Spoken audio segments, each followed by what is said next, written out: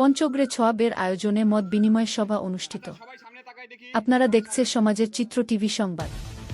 পঞ্চগড় থেকে তোতা মিয়ার ভিডিও চিত্রে দেখুন বিস্তারিত।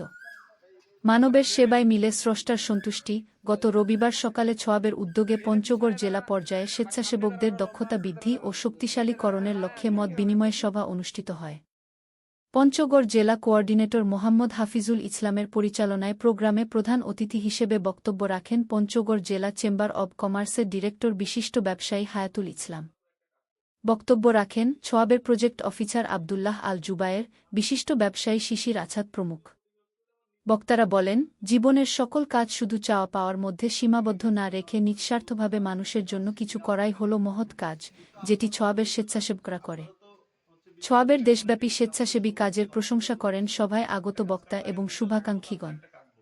পঞ্চগড় জেলার সুবিধাবঞ্চিত মানুষের জন্য ছোয়াবের পক্ষ নলকূপ স্থাপন, চোখের ছানি অপারেশন, ফুডপ্যাক বিতরণ এবং প্রতিবন্ধী ও বিশেষ চাহিদাসম্পন্ন মানুষের জন্য হুইল চেয়ার বিতরণ প্রকল্প চলমান রয়েছে।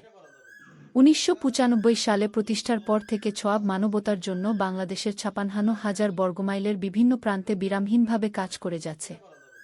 সমাজের চিত্র টিভি সংবাদের সাথে থাকার জন্য ধন্যবাদ। পরবর্তী সংবাদ শোনার আমন্ত্রণ রহিল।